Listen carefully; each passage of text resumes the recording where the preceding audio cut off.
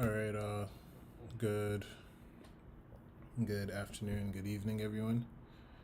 My name is Osehi, and I am a senior economic tutor for OneClass.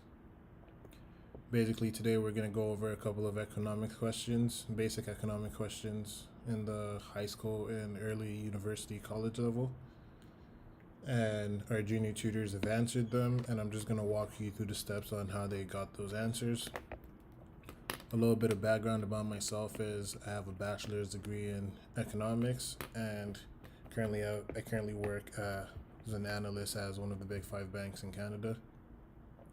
And basically, if you're having any troubles with some of your economics homework, if you have any questions, then I encourage you to look at the link in the bio, and we should be able to help you with that.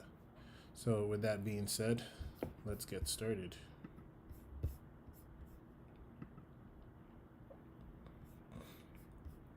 So, question 1 says a tariff on imports of a product hurts domestic consumers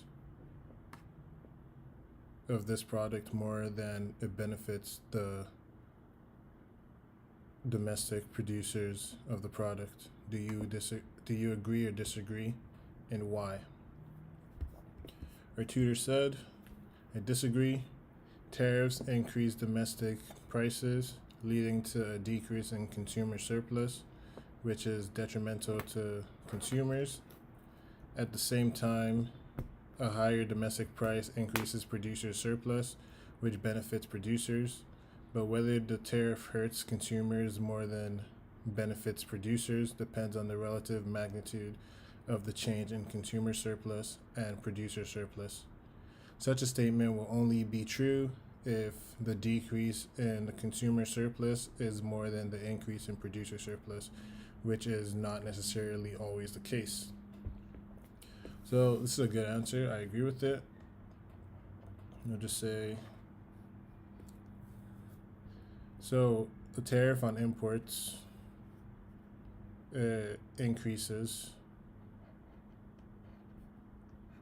price domestically, and this increase in price has a negative effect on the consumers because consumer surplus goes down. This increase in domestic price also has a positive effect on the producers, and producer surplus goes up. So one thing we do know is that a tariff import, it hurts domestic consumers as their consumer surplus goes down, and it benefits domestic producers as their producer surplus goes down. But this question does not give us enough information to come to the conclusion that the benefit for the producers is greater than the hurt for consumers. And the only way we can know that is if we know the actual amount that producer surplus is increasing and the actual amount that consumer surplus is decreasing. So because we don't have enough information, we can't completely agree with this statement. And like our tutor said, it's not always necessarily the case. Although consumers do end up worse off and producers do end up better off, the producer surplus increase can sometimes only be, let's say the increase is 5 and the consumer surplus decrease is 4. Or no, the consumer surplus decrease is, let's change this to 8. Actually, no, 4 is good. The consumer surplus decrease is 4. So yeah, we could tell that producers are better off here and consumers are worse off. But the decrease in consumer surplus is not more than the increase in producer surplus. So the domestic consumers are not as much worse off as they would have been if, for example, the consumer surplus was 8. So this is the correct answer we disagree with this statement because we don't know exactly how much producer surplus is increasing by and how much consumer surplus is decreasing by.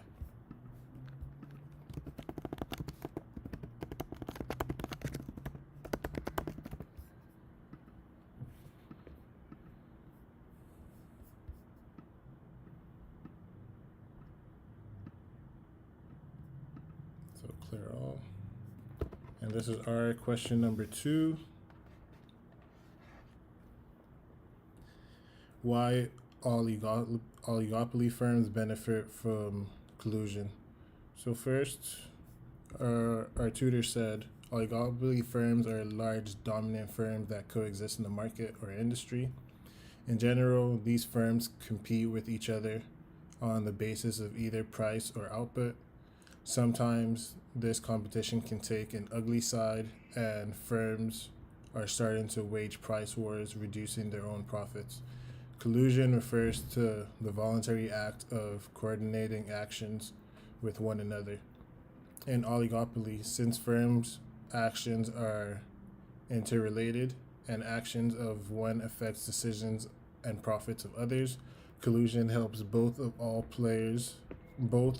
players to pre-decide profit maximizing strategy and then play accordingly so that profits of all competitors is maximized and there is no fear of falling or fluctuating profits because of competition. So this is a complete answer again, and I agree with it. So first, let's just look at definition of an oligopoly.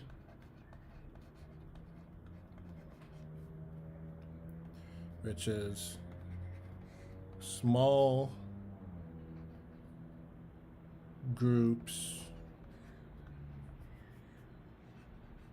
of large sellers.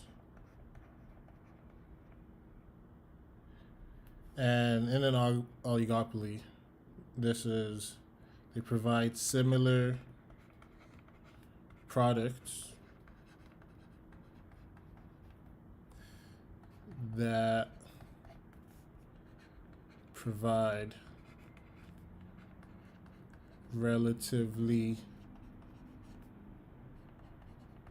the same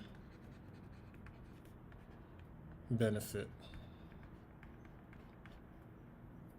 So from this definition, we could see that no single firm has market power, and thus the firms in the market collude by setting a price level or an output level to maximize the industry's profits.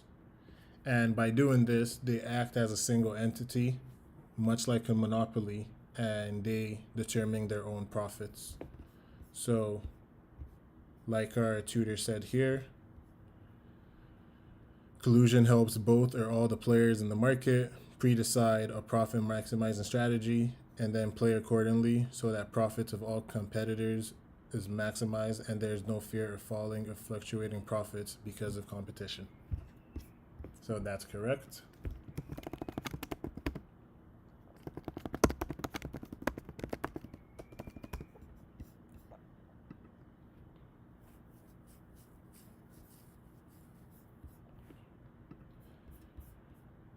This is question 3 for us. Question 3A. Suppose the per unit price of a good and perfectly competitive market is $5. So P equals $5. What is the profit or loss if 10 units are produced at an average total cost? And average total cost is $5. So we know Q equals 10 and ATC equals $5. So profit is equal to total revenue minus total cost. Our total revenue in this case is price times quantity which is 5 times 10, which is equal to $50. Our total cost is average total cost multiplied by quantity, which is 5 multiplied by 10, which is also $50. Therefore, profit equals 50 minus 50, which is 0. So for 3A, there is no profit. And let's see what our tutor said. Quantity is 10 units, like we did. Average total cost is $5. Total revenue is 5 multiplied by 10, which is price multiplied by quantity, and that's $50. Total cost is average cost multiplied by quantity, which is 5 multiplied by 10 again, which is also $50. Therefore, profit equals 0. And now let's take a look at 3B.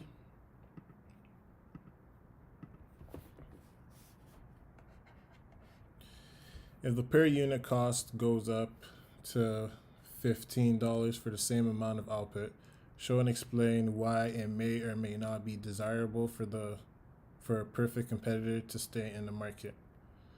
So everything stays the same except for average total cost. So we still have prices 5, Q as 10, and ATC, average total cost, is 15. So profit again is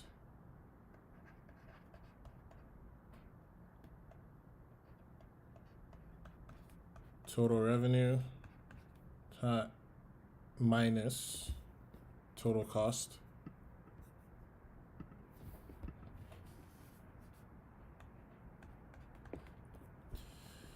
Our total revenue remains the same because nothing changed. It's still $50. Our total cost is now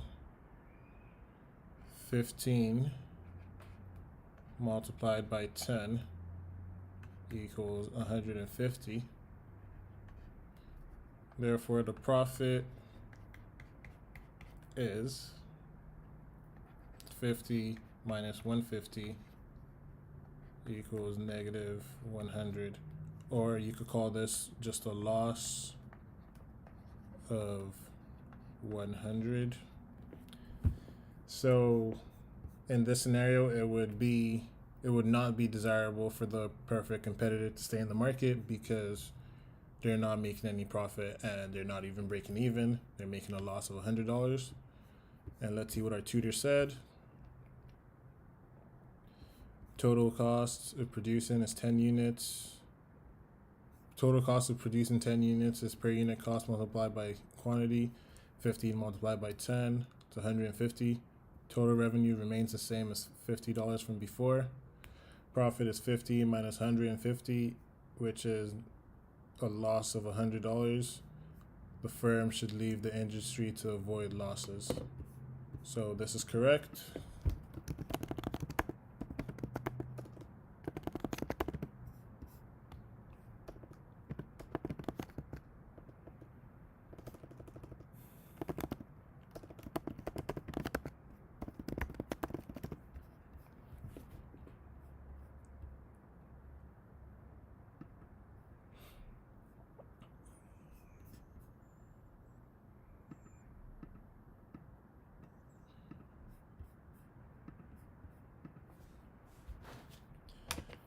This is question number 4 for us, and it says, what are diminishing returns to an input, and what are some real-world examples of it? Law of diminishing returns, this is our tutor's answer. The law of diminishing returns state that when more and more units of a variable factor are employed with a fixed factor, then the marginal product of the variable must fall. It means that the marginal return diminishes when the proportion between variable and fixed factors increases beyond a point. This law is also known as the law of diminishing marginal product. And our tutor gave an example with a table over here. And tells you labor, when labor is 1, the total product is 12. Labor is 2, total product is 22. Labor is 3, total product is 30. 4, 36, 5, 40. And the marginal product is basically just the incremental change of an additional unit of labor. So from here we see it's 12 at when there's 1 unit of labor, 10 when there's 2, 8 when there's 3, 6 when there's 4, and 4 when there's 5. The above table clearly depicts the marginal product fall is more and more units of a variable factor and employed with the fixed factor. The fixed factor here is land. In the example we're given is, suppose a farmer has 1 acre of land, which is the fixed factor, on which he wants to increase the production of wheat with the help of labor, which is the variable factor. It's a variable factor because it's always changing. When he employed more and more units of labor, initially output increased at an increasing rate, and then at a decreasing rate, and finally a negative rate. So reasons for diminishing returns of an input. Number 1 is optimum combination of factors. In production, there is always a combination of fixed and variable factors at which the total product is maximum, after which the optimum use of the fixed factor. After making the optimum use of the fixed factor, the marginal returns of the variable factor begin to diminish. For example, if machinery, a fixed factor, is at its optimum use when 4 units of labor are employed, then additional labor will increase total product. Then additional labor will increase the total product by less amount, and the marginal product will start to diminish. So in this example over here, looks like it started to diminish after they kept on adding another factor of labor, at the second factor of labor. And if we continued this, it would have eventually total product of units would have eventually started to decrease. So here it's increasing by 10, 8, 6, and 4. If we keep on going and keep on adding more factors of labor, then you will eventually see this decreasing and the marginal product will become negative. Second reason is imperfect substitutes. Another reason for diminishing returns is that the fixed factor and variable factors are imperfect substitutes for one another. There's a limit to the extent to which one factor of production can be replaced with another. For example, labor can be substituted in place of capital, and capital can be substituted in place of labor until a particular point. But beyond the optimum limit, they become imperfect substitutes for one another, which leads to diminishing returns.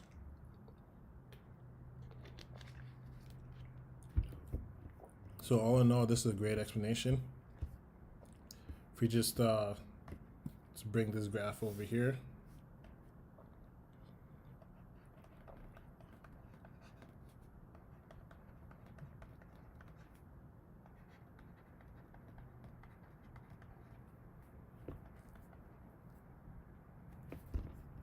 Trying to make this a little smaller.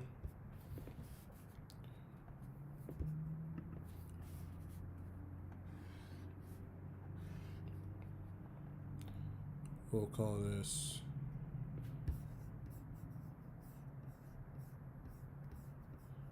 so fixed factor, variable factor. This is the total units, and this is the marginal product.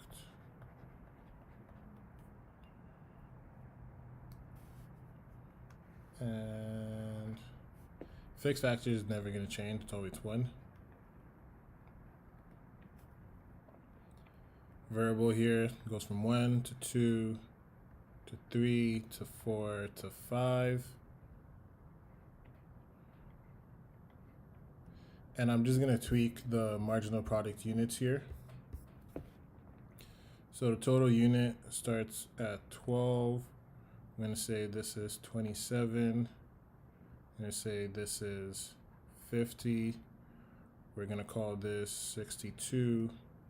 And we're going to call this 70. So here the marginal product for the first one is just 12 because it was 0 before. The difference here is 15. Here it would be 23. Here it would be 12. And here it would be 8. So from our definition, it says here it means that marginal return diminishes when the proportion between variable and fixed factors increases beyond a point, and that point is the maximum marginal product, which is in this case 23, and this is at 3 units of labor, so we'll call this labor. After 3 units of labor, you start to see that it diminishes. So it doesn't increase from 23, but it decreases to 12, decreases to 8. Eventually, it becomes negative. So say it's correct. Great explanation.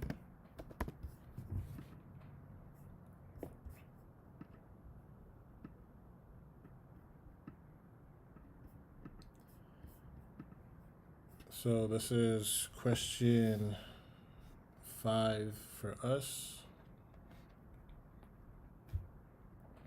Any point on a country's production possibilities frontier represents a combination of 2 goods that an economy can produce using all available resources and technology. True or false? Our tutor said, just checking. Our tutor said this is true. The production possibility frontier shows all the maximum output probabilities for 2 goods whose resources are similar. It is the point at which the economy is producing efficiently by allocating resources as efficiently as possible. Excuse me. Given the fact that the resources are limited, there is also a limitation of the number of goods and services that can be produced. The PPF curve represents a combination number of goods and services that can be produced while using all available resources. That's a perfect explanation. We're just going to draw the production possibilities frontier curve.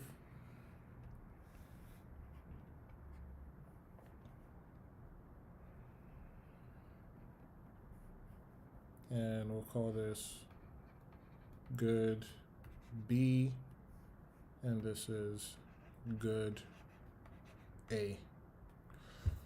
So at any point on this production possibilities frontier, we're agreeing with this statement, by the way, combination of 2 goods. It represents a combination of 2 goods that an economy can produce using all available resources. So that means any point on this line over here. So call this point A.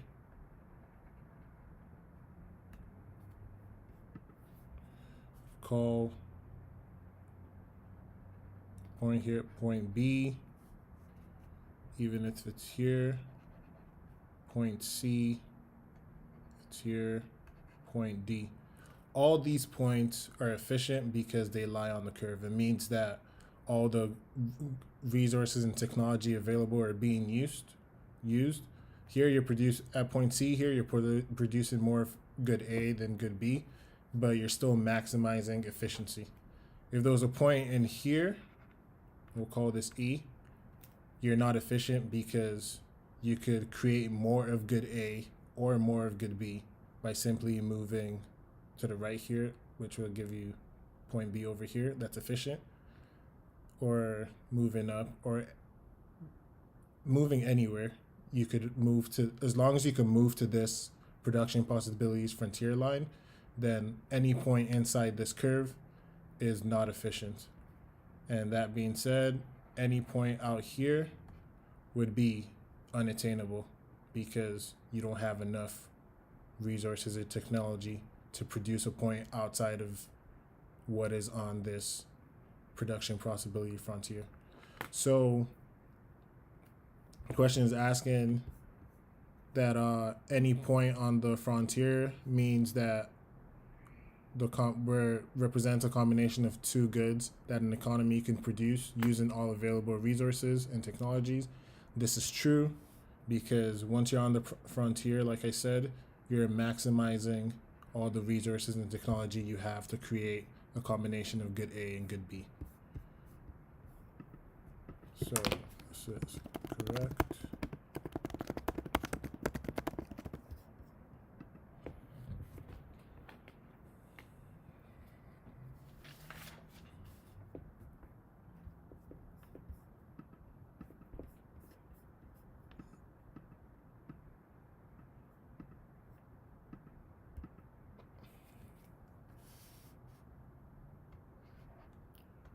Question number 6 for us.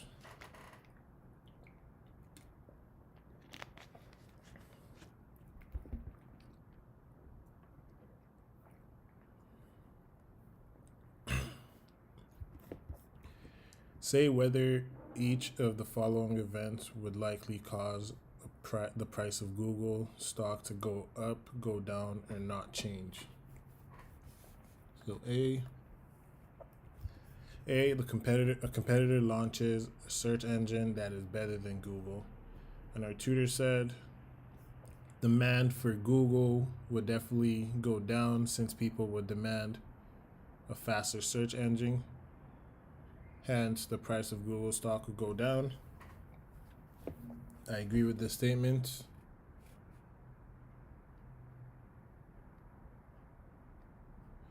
That being said, as long as this competitor that's provided a search engine that is much better than Google is also charging a price that is relatively the same as Google, then Google will definitely lose some of its demands and the stock price will definitely go down. So we'll say stock goes down for option A, for part A. For B, the corporate income tax rate is significantly reduced. Corporate tax reduction is charged on the company's income statement, thus it would not affect the price of Google stock. And again, we agree with this. It says stock price unchanged.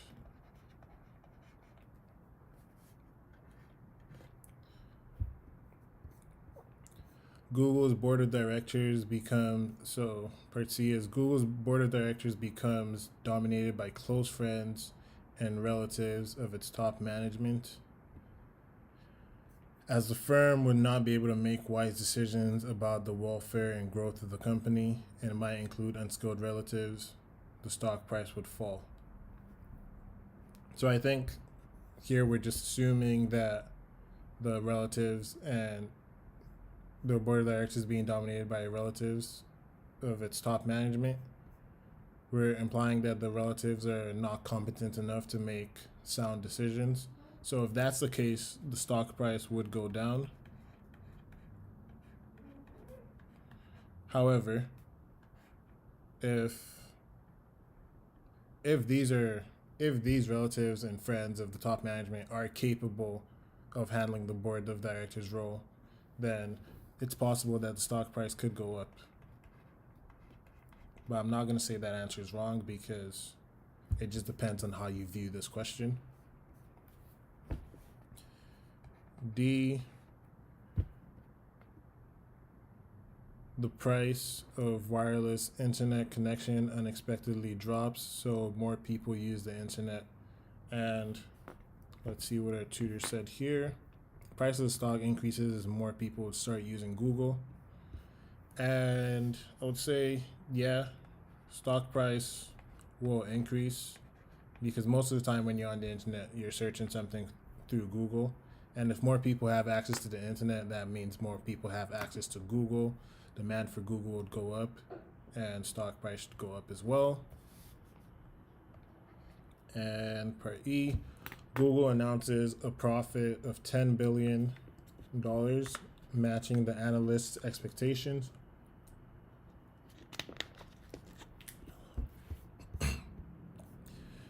Our tutor said this will not affect the price of Google stock, since it does not affect demand or supply, which has a relationship with the price. Another thing that I agree with that, so stock price unchanged.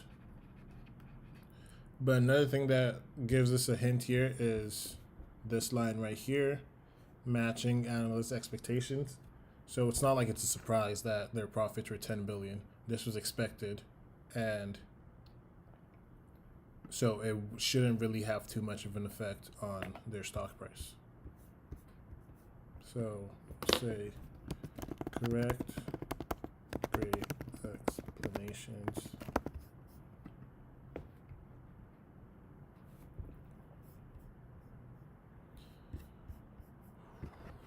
So this is question number 7 for us.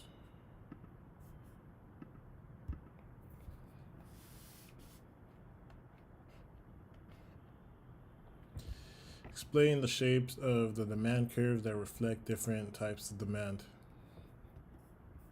Our tutor said, goods following the law of demand have a downward sloping demand curve, which reflects the inverse relationship between price and quantity demanded. For goods such as price increases, the quantity demanded falls, and demand is neither perfectly elastic, nor completely inelastic. Goods not following the law of demand can take 3 possible shapes. When demand is perfectly elastic, demand curve is horizontal.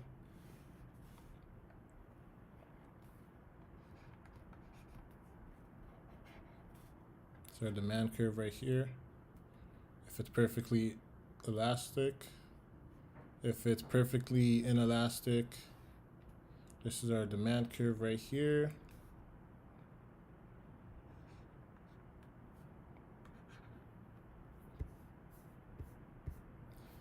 And lastly, if it's a given good, demand curve is upward rising, reflecting the positive relationship between price and quantity demanded. As the price rises, quantity demanded increases, so it would look much like a supply curve.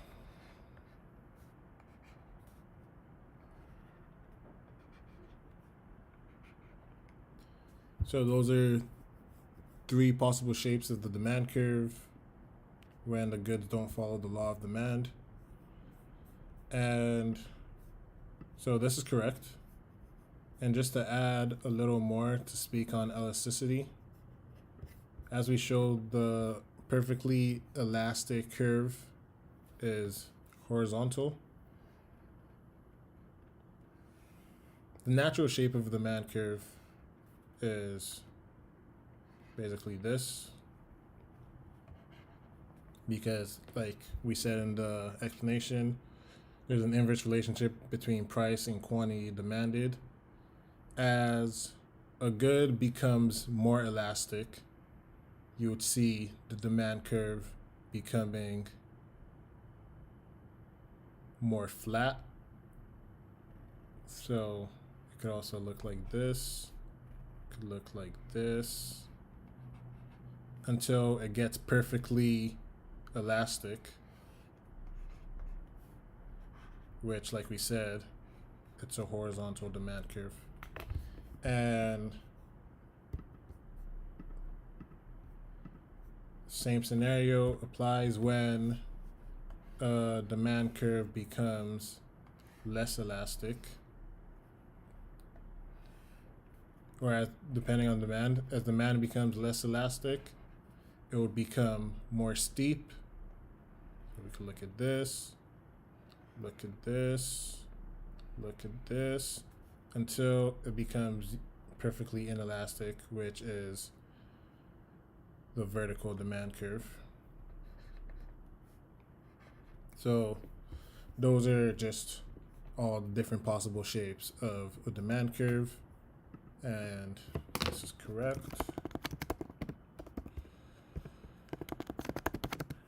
Explanation.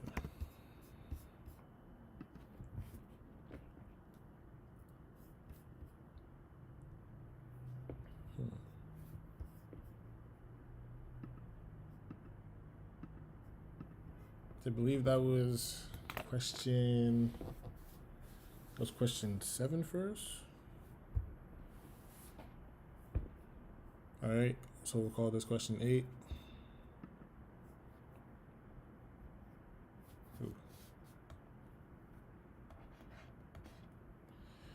Assume the price elasticity of demand on coffee is negative 0.3. Question 1, part A says, how many percent would coffee quantity demanded decline if the price of coffee is increased by 30%? So we know elasticity of demand equals percent change in demand, or in quantity demanded, over percent change in price. We're given elasticity is 0.3.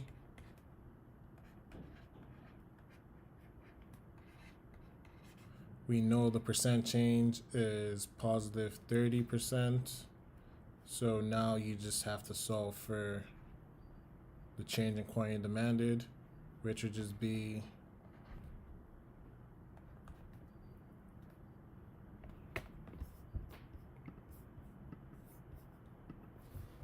percent change in quantity demanded would just be 30 multiplied by negative 0.3, which I believe is negative 9%. All right, tutor says exact same thing. So price elasticity of demand is the change in quantity demanded over the percent change in price.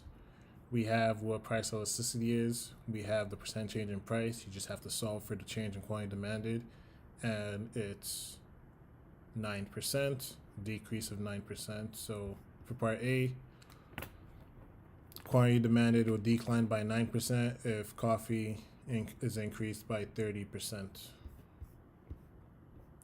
Part B says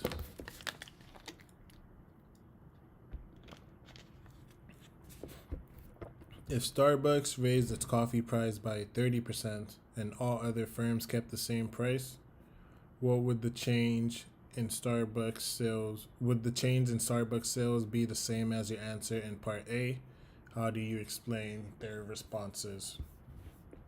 Our tutor said, no, Starbucks demand for quantity falls by more than 9% as people will switch firm while buying coffee, as consumers are able to obtain the same product at a lower price from other firms than people are buying from them. This reduces Starbucks quantity demanded. On the other hand, if price is increased by all the firms in the market, then the quantity demanded by each firm will fall by 9%. So that's correct. And what we were looking at in part A was if the market price of coffee is increased by 30%, then the market demand, quantity demanded, will decrease by 9%. However, if only one firm in the market in this case, this is Starbucks. If only one firm in the market increases its price by 30%, then people will just switch from buying their coffee at Starbucks and get it at other places like Tim Hortons, McDonald's, Coffee Time, etc. And their demand will actually decrease by more than 9%. So this is correct. And great explanation.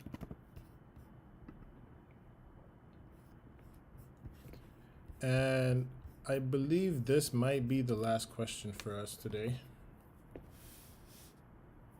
Oops. So this is question 9.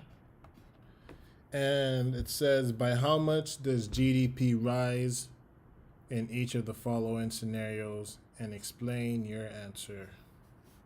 So part A, you spend $5,000 on college tuition. First of all, before we even start, let's just define GDP. And GDP is equal to the market value of all final goods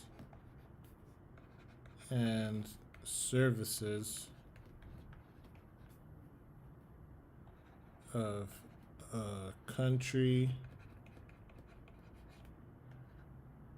during a given time period. So now that we have that definition, we can look at A. You spend $5,000 on college tuition this semester.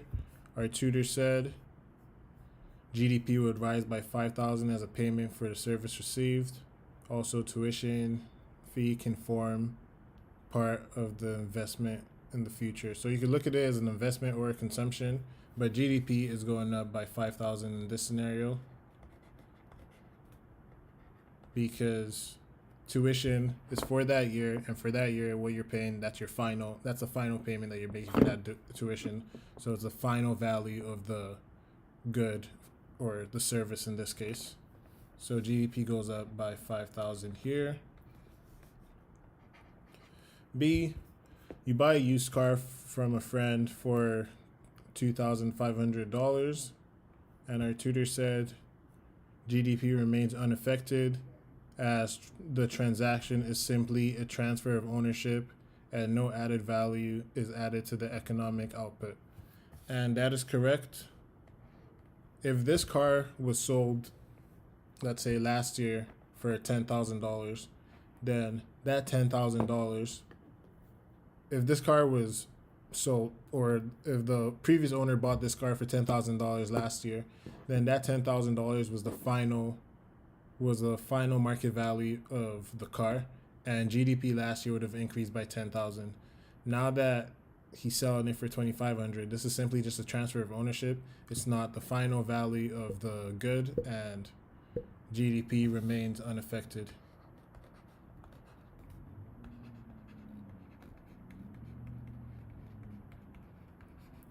So look at C. Government spends $100 million to build a dam. The transaction expenditure forms part as government expenditure, and as we know, GDP is equal to C, consumption plus investment plus government expenditure plus net exports. So C, since the government is spending $100 million on building a dam, this counts as government expenditure, and GDP goes up by 100 million. And let's see, can't really scroll here, so we'll do part D over here. Foreign graduate students work as a teacher's assistant at a local university and earn $5,000. The payment for the foreign student is treated as a payment for tuition. So this is similar to Part A, and GDP increases by the same $5,000. So that is it. And I believe that's all the questions that we have for today. So thank you for taking the time out of your day to solve some of these questions with me and go over some of these questions with me. Again, as a reminder, if you need any help with some of your economics homework, or you have any questions related to some of the content that you're learning, please don't hesitate to look at the link below and submit your questions, and our tutors will be able to help you. Thank you. Have a nice rest of your day.